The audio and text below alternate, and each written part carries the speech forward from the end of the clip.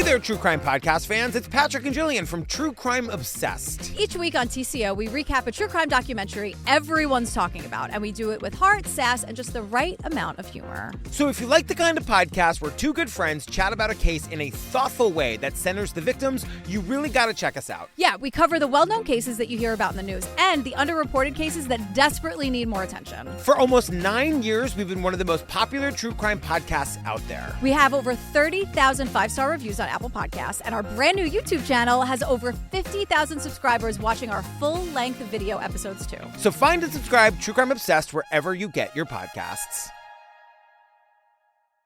Hello and hi, friends. Today is Sunday, March 3rd, 2024, 2:36 p.m. Pacific time. AKA, today is What Came Next first birthday, so I want to start by saying congratulations to my bestie, producer and host, Amy B. Chesler, AKA Fishbowl Chesler. To know her is to love her. I'm so proud of you and everything you've done for survivors over this past year, not only helping us support more survivors and sharing their stories, but also with the Something Was Wrong update episodes, helping us bring those updates to our community and also helping us just continue the support and mission of everything that we try to do for our community. So thank you so much, Amy, and to our audio editor of What Came Next, Steven, thank you so much as well.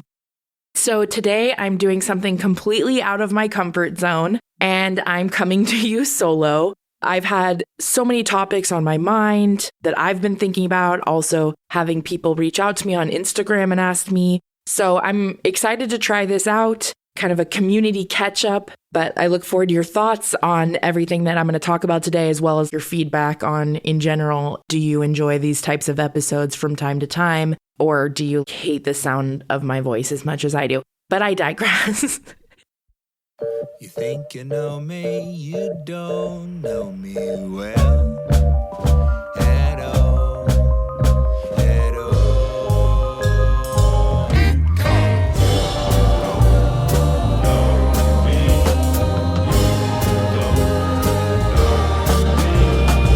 you don't know anybody till you talk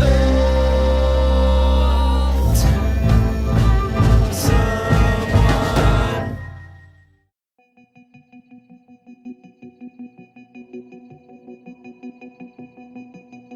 Okay, so I kind of want to work my way backwards a bit because, like I said, there's so much I want to talk about. Season 19 has been incredible. Thank you so much to Jake of Strictly Stalking for helping me kick off the season. Thank you to Amy and her family and friends and colleagues, and Sarah for sharing. I really enjoyed getting to know Amy, Sarah, and all of their friends and family over these last few months. I'm incredibly thankful to them for their bravery and honesty and willingness and just epic badassery and for everything. Thank you all so much for all of the love and feedback and shares and positive reviews. All of those things super help. Thank you for sharing Doug Broadway's mugshot. A couple updates there with Sarah's story, the most recent story from season 19, which is we have gotten word that Doug has lost his nursing license. Fantastic. I also am very thankful to share that thanks to Amy sharing her story and all of the details and intricacies involved, we were able to locate another victim, and this other survivor has been a longtime listener of the podcast. And as soon as she heard Amy start describing her experience in her first episode, she reached out and she has connected with law enforcement. And hopefully we will see what we sought out to do, which is more charges for Morrison. We do have a few more episodes coming for season 19 before the season 20 trailer drops. Next week, we're going to hear from survivor and advocate Jennifer. She is the Senior Director of Prevention Strategies for the California Partnership to End Domestic Violence. She's not only going to share with us about her personal story and what she's overcome, which is incredible, but also about the work she does every day, about the California Partnership to End Domestic Violence, about challenges that our systems are currently facing and ways that we as a community can help in the fight. As we covered on the podcast, Caitlin Braun was first arrested in March of 2023. The articles that I'm referencing specifically today are both from the CBC. The Brantford woman who faked pregnancies, harassed, and fraudulently sought the services of numerous doulas across Ontario pled guilty in December to 21 charges, including fraud, indecent acts, false pretenses, and mischief.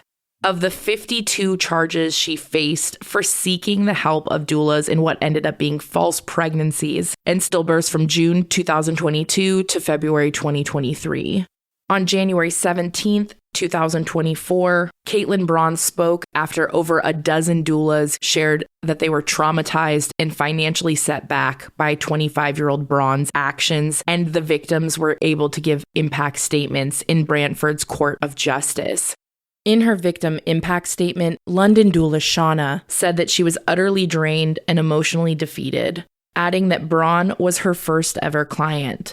Quote, "Since my time with Miss Braun, I'm fearful of new clients. I'm now less trusting of those seeking out doula support. This is unacceptable to me as someone who wants to give the best support to people." The doulas who either spoke or had their victim impact statements read for them said that the ordeal with Braun has left them feeling violated. Some of them said their families have also been impacted as they had to spend time away from them and their young children to work with Braun.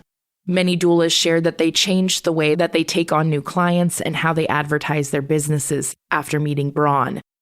Doula Shauna shared that she had added a false pretenses clause to her contract and no longer offers virtual support or any free services. Quote, "Caitlin Braun has made me afraid of doing the work I'm so passionate about.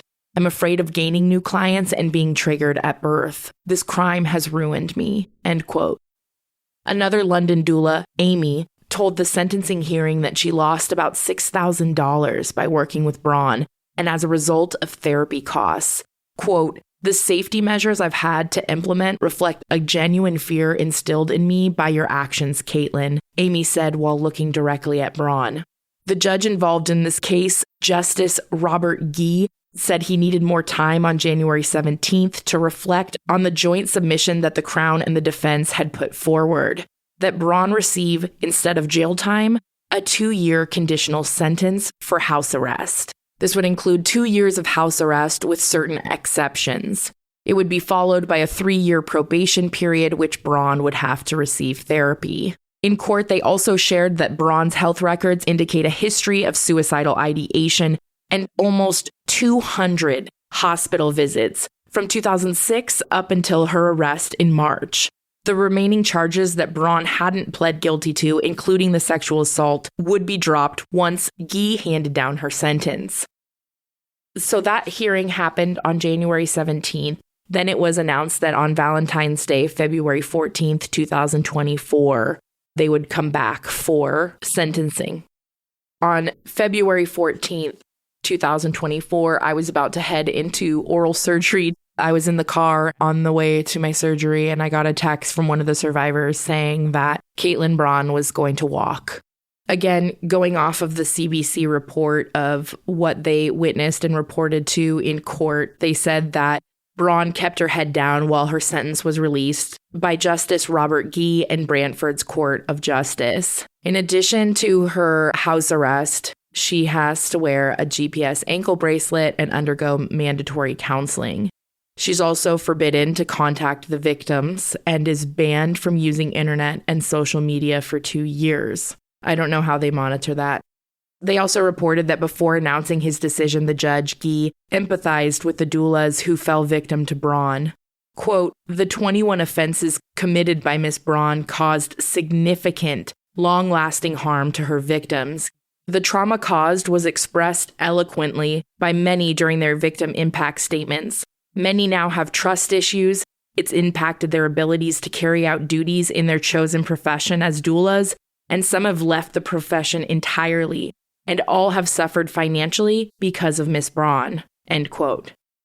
Gee said he did not agree with the Crown and Defense's joint submission asking for the 2-year conditional sentence for Braun, but is reluctantly bound to impose the proposed sentence, given that Braun is young, she's a first-time offender, and she pled guilty. Quote, I appreciate that many victims will find this ruling as distasteful as I do, end quote. The CBC reports that some of Braun's victims who were in court burst into tears when the decision was announced and later expressed their disappointment.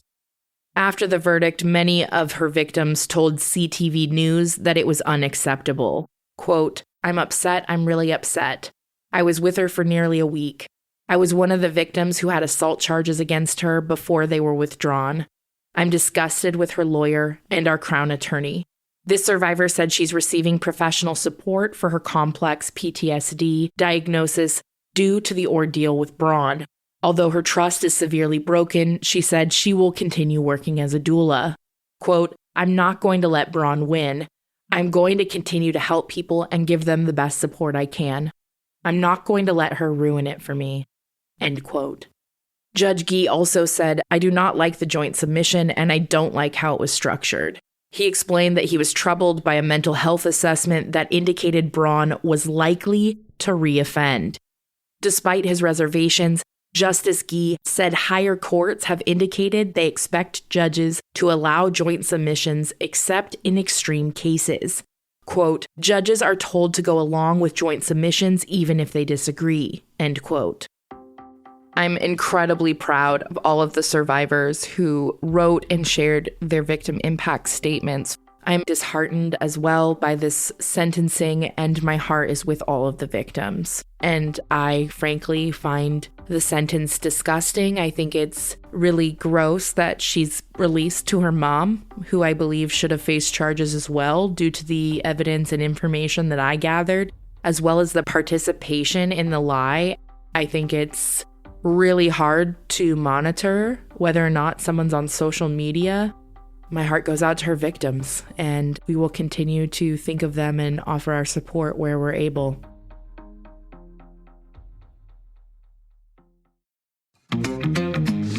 Hey there, True Crime Podcast fans. It's Patrick and Jillian from True Crime Obsessed. Each week on TCO, we recap a true crime documentary everyone's talking about, and we do it with heart, sass, and just the right amount of humor. So if you like the kind of podcast where two good friends chat about a case in a thoughtful way that centers the victims, you really got to check us out. Yeah, we cover the well-known cases that you hear about in the news and the underreported cases that desperately need more attention. For almost 9 years, we've been one of the most popular true crime podcasts out there. We have over 30,000 five-star reviews on Apple Podcasts, and our brand new YouTube channel has over 50,000 subscribers watching our full-length video episodes too. So find and subscribe True Crime Obsessed wherever you get your podcasts.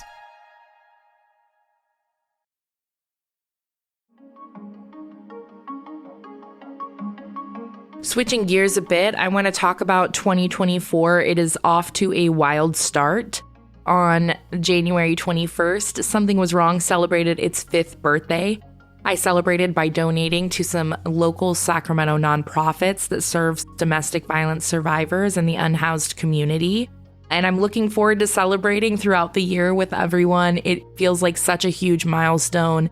It feels like, how has it been 5 years? And also, how has it not been 50 years? It's definitely incredible. We got to celebrate it shortly after the birthday, hearing that Something Was Wrong has been nominated for Best Crime Podcast at the iHeart Podcast Awards. And I am so thankful for the nomination, very honored, and I'm looking forward to celebrating and attending the awards that are at South by Southwest for the first time this year. So keep your fingers crossed for us. But a huge honor to be nominated either way, and best of luck to all the nominees. Okay, I have also had a lot of people reach out to me about Survivor Tisa. And full transparency, I have not had time to watch. I did read a synopsis of what was shared. We have reached out to her. Obviously, her story has received a lot of national attention, and she's been on major talk shows now and things like that. While we would, of course, love to have her on the podcast, we wish her the best regardless. And I appreciate y'all tagging us on TikTok and sending the TikToks to us and our team. We greatly appreciate it. And actually, season 20's story came to us thanks to somebody sharing on TikTok or tagging us on TikTok. Sending her all of our love, though. And thank you again to everybody for sharing it with me. Another topic that has been circulating a lot, especially in January, was the topic of Taylor Swift regarding not only her being a survivor of stalking, she's also a survivor of AI deepfakes of non-consensual pornography, which has helped enable a national conversation about both stalking victims and digital violence victims. I know Ariana Grande has also spoken out about her experience as a stalking survivor. I am appreciative to both Taylor Swift and Ariana for using their platforms to speak out about these things, especially when you're already being stalked and harassed pretty much 24/7. I also think that it's fantastic that people are starting to listen to these conversations, understand the need for legislation, especially as it's regarding AI deepfakes. We have had several of you reach out to request that we cover a story regarding AI deepfakes, and I'm happy to share that we actually will be doing that in the future. It will likely be on season 21, and I'm so thankful to those survivors. A couple other safety things that I wanted to talk to y'all about in terms of national conversations and things that we have been hearing a lot about in our community. I've seen some posts recently from the US Consumer Reports about knockoff security cameras. So these are security cameras being sold allegedly on websites like Temu or like Wish. Basically, they're knockoff Ring doorbell cameras. And unfortunately, what's been discovered is that these knockoff security cameras are apparently really easy for people to hack. So I just want to give a warning about that. I understand the attraction of paying less money, but I also think it's important for folks to know, especially since we have so many stalking victims that listen to the show. I also want to tell y'all a short story about an incident that happened to me. This actually happened a while back. I think it's a very good cautionary tale. Hopefully it'll help somebody. So I'll try and make it as succinct as possible. But essentially, I traveled to Texas maybe a year and a half ago for a work conference. I was staying in downtown Dallas, and I had been attending a conference for about a week. I traveled there alone, but the first 4 nights or so that I was staying there, Amy B. Chesler, ABC, aka Fishbowl Chesler, was rooming with me, and she was flying out Friday, and I was going to fly out Saturday. So the last night that I was staying in the hotel, she had left. And I actually went to dinner with one of my favorites, Shay from Unveiling Dallas. Check out her podcast. She's amazing. We were having dinner. And after I had dinner with her, I went back up to my room and my key didn't work. So I go back down to the front desk, and most of the people have left from the conference now. Apparently, I didn't get the memo, but everybody else did, and they flew out on Friday so they could get out sooner probably. So anyhow, the hotel was much slower at this point. I'm waiting at the desk in the front, and there's a ton of male staff members. I'm not sure what department they were in, but I could tell because they were all in uniforms, and they were standing to the left of this very echoey room front desk check-in situation. So I go up to the front desk. I'm like, hey, my key's not working, yada, yada. Now, by this point, it's important to note that I had almost completely lost my voice, and I was at the point where I could barely speak to the front desk person. I'm trying to raspily tell this guy, like, hey, my key's not working. And he's like, oh, your key's not working? And I was like, yeah, I think it's because maybe the woman I was rooming with checked out or whatever. He's talking really loud, and he's like, oh, so you're rooming by yourself tonight, huh? I leaned over the counter, and I just very quietly was like, please don't announce that. And he laughed, and he's getting me the key. And he's like, oh my God, and you're losing your voice too, huh? And I'm just like, what the fuck? I don't think he was being malicious in any way, but it's just interesting sometimes the lack of awareness that men have to the constant state of fear that women live in, especially when they're outside alone or traveling alone. But anyhow, it must be nice to like run at night and not be scared of everything. So I'm already like, okay, thank you for announcing that in front of these 20 dudes that are standing here, that I have no voice and that I'm rooming tonight by myself. Thought it was weird even then, especially given what I do. Understandably, I am even more thoughtful about my privacy than I've ever been. And I've always been pretty thoughtful just due to life experience. So anyways, I head back up to my room. I'm exhausted after a week of the conference. I pack up my stuff for the next morning when I'm flying out. I've got Steve Lacy playing, and I can say that for certain because that was the only album I was listening to at this time.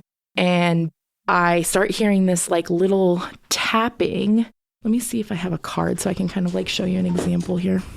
Okay, so I'm like chilling in bed. I've got Steve Lacy playing, just trying to vibe out, fall asleep. I'm exhausted. And I start hearing like a little tap, like with a card on the door. You know when housekeeping is knocking on the door or somebody who works at the hotel and they like use the key? So I hear that and I'm like, what the heck?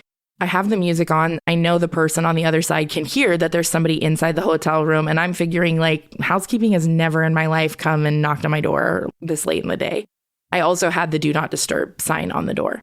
So I'm just laying there like doing what I always do when people pop by unannounced, which is ignore the fuck out of them. So I'm laying in bed, whatever. And then I keep hearing like, I'm like, what the fuck? So I just like turn the music up louder to be like, yeah, I'm definitely somebody in here. Like, go the fuck away. And then all of a sudden I hear beep, beep, beep. And the door is like the person on the other side is trying to push open my hotel door. So I jump out of bed.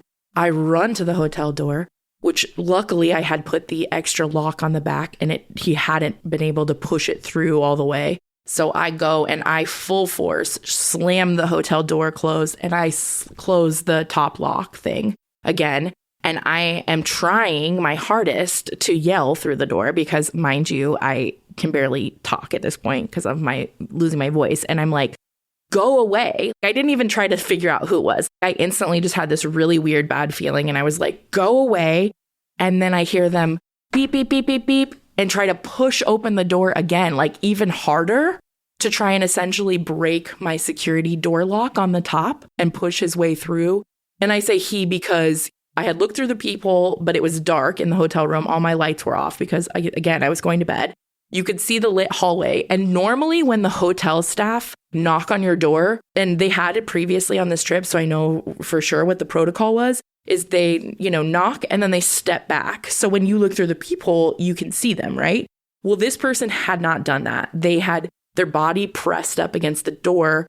I could see him, but it was more his hair and ear. I couldn't see his face. I know it's kind of hard to understand, but basically because he was like zoomed in because he was so close. So it was just like a different experience in general. Then he tried twice to push through. I closed the door and I screamed enough. I make sure the door is locked. I think I threw a chair behind the door. And then actually I called the front desk first and I was like, hey, did you guys send housekeeping up here? Or is there any reason why housekeeping would be trying to come in my room right now? And the guy on the phone said, absolutely not. And if they were going to come at this time of day, they would call first. And I was like, okay, well, someone just tried to fucking break into my room. So I need hotel security now. And he's like, holy shit, let me get them. So then hotel security calls me right away. I tell them about it. And at first they are like balls to the wall. They're like, say less. We're doing a sweep. Da, da, da, da, da. They get all the details. They tell me, then they call me back. And they're like, so the person who tried to get into your room works in housekeeping and he was just checking to see if anybody was still staying in the room. But the complete energy had changed as soon as they knew it was a staff member of the hotel. And I was just like, what? I just spoke to the front desk. They said no one had been sent here. There's no reason that they would be coming to my room. I was obviously in the room after the first time he tried to enter the room, explaining the situation, explaining how terrified I was. I was saying this all through tears and being really tired and scared at this point and just wanting to go home and see my babies. And I ended up getting off with security and I went to bed. And I wish I had called the police that night, but I stupidly assumed that security had called the police to report it because I reported it to them. And stupid me, I thought that they would automatically do that. I go to bed. The next morning I wake up and I have a badass female Lyft driver. And she's like, so where are you from? Blah, blah, blah. We get into the whole, California's different than Texas, huh? Conversation. I ask her about how she feels about her safety working in the state, driving alone and for, ride sharing apps. And she said that basically they're not allowed to carry, but she does for her own safety, that she had had some really scary incidents happen herself, driving Uber solo and had someone spit at her and some really icky stuff. So I'm like, oh God. So I end up telling her on this drive to the airport a bit about what I had happened the night before. And she's like, yeah, I've actually heard about this before. There's TikToks about it. This is something that women who travel a lot for work have talked about openly online. And I was like, oh shit. And she's like, did you talk to the police about it? And I was like, oh fuck. Like, no, I'm such a moron. I was so tired. And by the time I got finished with security, I just wanted to go to bed and I had an early flight. And so anyways, the second I get home, that evening after I fly home, I report this to police, to Dallas police. And that was a very interesting experience. I could definitely tell right away the officer could not be less interested in taking a report and was trying to just rush me off the phone. Then he told me I couldn't make a report because I was no longer in the state. So I did a simple Google search and determined that everything he was telling me was actually not aligned with penal code, and asked for his badge number. And wouldn't you know it, all of a sudden everybody can do their job, and they took the report. And, you know, I do have a case number, but nothing that I know of came of it. While it was an unfortunate situation, it was pretty minor in terms of trauma for myself compared to other things I've experienced. But the reason that I wanted to share it with y'all, again, is for safety reasons. So I've now discovered that there's some locks and things that you can get on Amazon that you essentially like put into your hotel door or can use while you're staying in these hotels. It's really sad that we have to live this way, but I think any way we can spread information about safety and ways we can look out for each other, the better. I also want to highlight that Lyft has an awesome new feature that I just learned about this past week, which is where female and non-binary Lyft passengers can match with non-binary and female Lyft drivers, which is a great safety feature for the exact reasons that I was speaking to before. When you're traveling alone, I've definitely been in situations where I didn't feel super comfortable with the driver, and I travel a lot by myself and ride in rideshare apps a lot by myself. So I certainly have in the past, if it's late at night and I have a male driver, I'll just cancel the ride until I get a female driver. But now through Lyft's new feature, you can automatically do that. So just wanted to highlight that.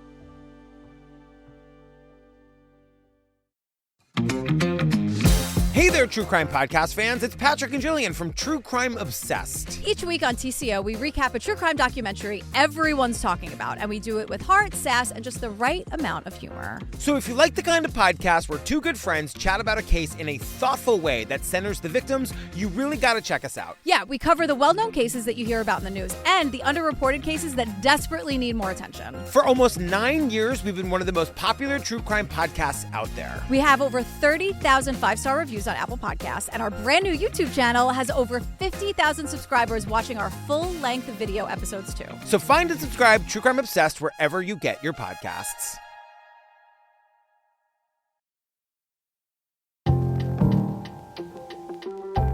So, lastly, I had put on my Instagram that I was recording a solo episode today and put up a little one of those Q&A boxes. And so I'm going to answer some of those questions for y'all now. First question is from Tanya. Hi, Tanya. Thank you so much. How are you, all caps? I'm good. I feel like life is pretty much always a roller coaster for me in terms of it's so dynamic in emotion, not only the work, but just life itself, right? And the news and everything going on in the Middle East and Africa, where we have so many of these human rights crises happening. And with our upcoming presidential election and the things we see in the news and the things we see in our systems. And it can get so hard not to feel downtrodden or negative or hopeless.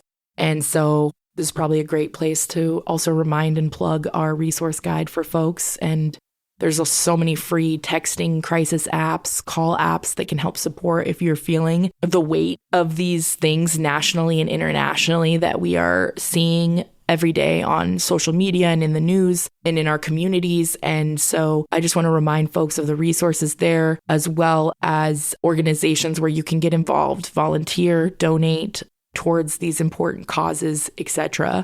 So it's like always feels like living inside this weird reality of knowing nationally and internationally what's going on, but then also feeling deep moments of joy with my kids and my friends and my loved ones. And so life is very dynamic, especially in the work that I do on a daily basis, sitting with people talking about the hardest things, the hardest days of their lives that they've ever experienced, but then also talking with them about the joy or the pride or the resilience or the love that follows. In general, though, if I'm speaking just like generally, how am I doing? I am doing great. I feel so supported by my team.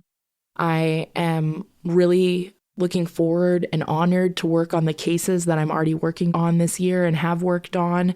I also have a lot of other projects I'm excited about that I'll hopefully be able to tell y'all about in the future. But one of my goals is to work on some screen projects and adaptations, things like that in the future, as well as gonna start working on another book, a book of short essays about my life. Also working on some more audio projects and things like that in the future. So there's a lot going on, but it's all very exciting, and I feel very, very, very, very privileged every single day. I'm also working with some nonprofits and trying to connect with more senators and those in government who can help us put forward bills related to these topics so that we can get legislation passed. So how am I? That was a really long answer. I am good and probably need to learn how to be more succinct. Okay, next question.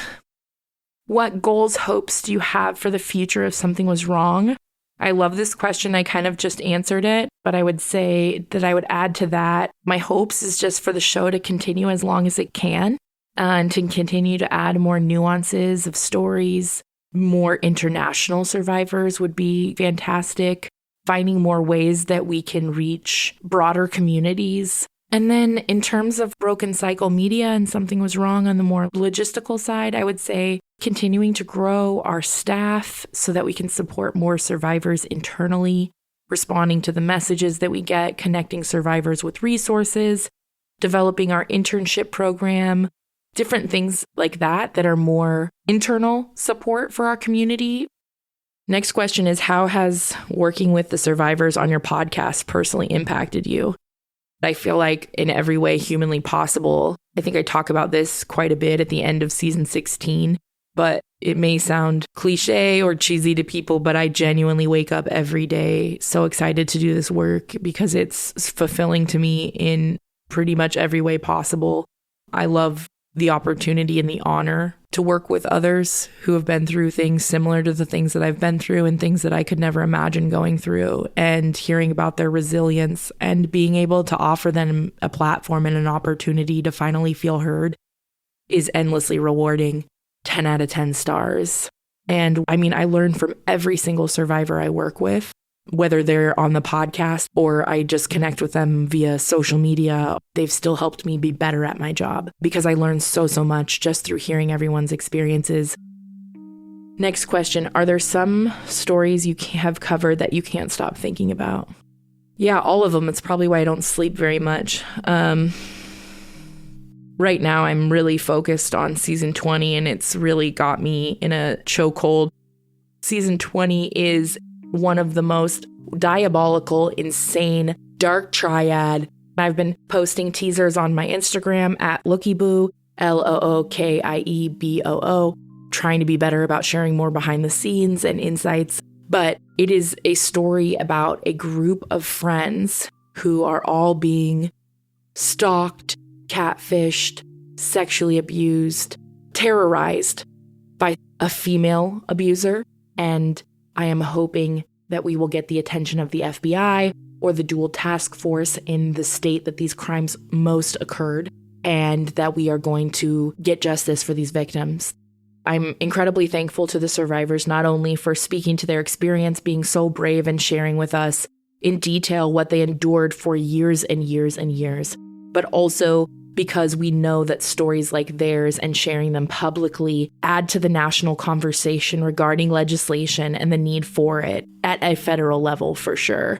This offender and predator and the impact that they have had on so many women and men. It's one of those cases where twist after turn after twist after turn after, it's so diabolical, it's so manipulative. I feel like it's truly unlike any other story I've told. It's very similar to stories that we've told in some ways, but in a completely different nuance than we've ever covered. I can't wait to bring it to y'all. So yeah, that's the one I can't stop thinking about right now. Okay, next question. How do you leave work at work and practice self-care? That is a great question. And I would love any of your suggestions. I don't know that it's, I got to take my glasses off to answer this one. I'm not going to lie and pretend that I have a good work-life balance at this time. I work very long hours. And when I'm not working, I'm still always pretty much thinking about work and the survivors and what I need to do and what's coming up and where I'm going. And, oh, I need to follow up on that lead. And, oh, I need to do this and da-da-da-da-da. But I really try to dedicate my weekends to my kids and my family as much as possible. And I try really hard to be thoughtful about how I balance my schedule, have more just boundaries, and recognize more limitations that I have. And then in terms of like self-care, I definitely like do nice things for myself. So I do practice it, but I don't think it's like regular routine because my schedule can just be so chaotic and it's often based around other people's availability. It's not really easy to predict, but I think it's about making time for fun, both with my family and with my friends. Things like that. Like to me, that's self-care, getting time with my loved ones. I think the self-care piece really comes in for me when I'm being thoughtful about, oh, this recording is going to be super duper heavy. So I need to like give my family a heads up, or I need to make sure I don't schedule anything after that so I can take a bath or go for a walk or reset. In a lot of ways, I didn't do that for a long time, but I don't want to burn out and I want to do this forever. So I've had to recognize that this is a marathon, not a sprint, and I have to learn to live within the work in ways that work for me and for my family so that we can achieve everything we need to achieve, but also make sure that my kids' needs are met and my family's needs are met. Okay, here's a new one. I'm curious if your mother or father heard you share your story on the pod. Did they reach out? Related to season 16, my memoir season, and sharing about my family's abuse and charges and things like that. They have not reached out to me. No. I hope they don't. Yeah. The best thing they could do for me now is just leave me in my peace and never contact me again. If they love me in any capacity, that's what I would request of them. They, thank God, have not reached out to me or attempted to my knowledge. And I appreciate you listening to the season. I know it's heavy and it's a lot, but I'm just so thankful to everybody who was able to, and those who sent messages of support or emailed them to the team or myself. I definitely treasure them, and it means a lot. While the best validation I got was the validation I gave myself, viewing my story at a bird's eye view and sort of like just spending time with it, having y'all's support and the team's support has been so validating. Okay, a couple people asked the best way to share their story with us. The way to share your story with us for us to consider it for the podcast is to go to our website, somethingwaswrong.com. And there at the top, you'll see share your story. Click on that little guy, and then it'll prompt you to fill out a form with your name, email, phone number, and then a brief overview of your story. We say brief overview not because we're trying to keep people brief, but we also don't want to overwhelm folks. And you can find out more details about the process on the website. So thank you so much for your interest in doing that. The website is the best place to do so. Thank you. Okay, next question. Do any of your guest stories trigger you because yours are similar? Unfortunately, yes. It doesn't happen too frequently, but it actually did happen while I was working on season 20 recently. It brought up a memory about a friend that I lost years ago who unalived himself, and a story that a survivor was walking me through. I did get really emotional, and I did feel really triggered to the point where I felt sick. And, I let the survivor know what was happening, and I profusely apologized, and they were incredibly gracious. And I asked if we could take a break. And I went and put cold water on my face and blew my nose and got some water and shook it off. And, we continued. I apologized profusely multiple times because I felt really embarrassed and ashamed that it happened. But the survivor was incredibly lovely and understanding. And thankfully, it doesn't happen very often. Okay, the next question is, would love to hear more about how you started the podcast, the bravery, vulnerability, and tech.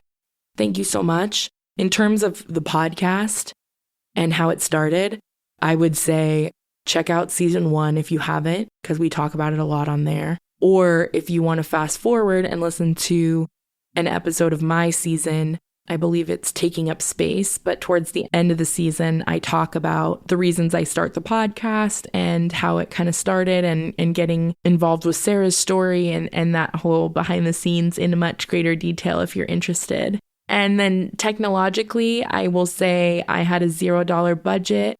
I had a used microphone, a free editing program, and access to Google and YouTube. And started from the bottom, now we're here. Okay, the next question is, can you talk about the submissions you get overall, any patterns that stick out? I have currently right now, let's see. I've just been trying to organize my desk because I'm tomorrow recording a episode with the podcast 2 Girls, 1 Ghost. I'm super excited. Shout out to them. Okay, so I have like 3 giant stacks right now. You can't hear that, but let's see. Can you hear this? There we go. I mean, we received so many submissions. Thank you. The team and I are constantly trying to keep up with them and respond to folks, get resources to folks as much as possible. And it's something that we are going to continually work on. In terms of overarching patterns, like from a very literal place, I would say we get a lot of submissions from victims of dating apps, childhood abuse, stalking. We've also recently started getting a bit more workplace abuse type submissions, but the majority of stories that we cover come to us very directly through the website submissions. Well, that is the last of the questions. Thank you so much to those who submitted questions and for being here in general. I think we have the best community ever. Not that I am biased at all, but I am just endlessly thankful to each and every listener for being here, for supporting. I look forward to all that's to come. Thank you so much for listening. Stay safe, friends.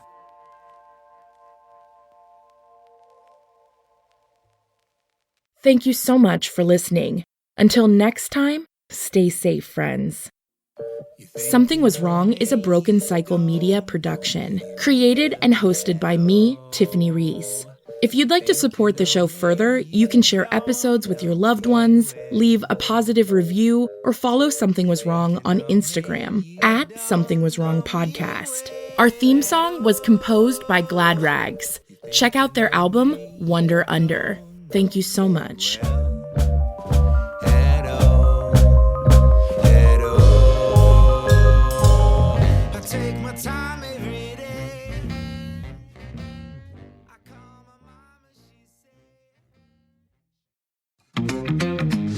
Hey there, True Crime Podcast fans. It's Patrick and Jillian from True Crime Obsessed. Each week on TCO, we recap a true crime documentary everyone's talking about, and we do it with heart, sass, and just the right amount of humor. So if you like the kind of podcast where 2 good friends chat about a case in a thoughtful way that centers the victims, you really got to check us out. Yeah, we cover the well-known cases that you hear about in the news and the underreported cases that desperately need more attention. For almost 9 years, we've been one of the most popular true crime podcasts out there. We have over 30,000 5-star reviews on Apple Podcasts, and our brand new YouTube channel has over 50,000 subscribers watching our full-length video episodes too. So find and subscribe True Crime Obsessed wherever you get your podcasts.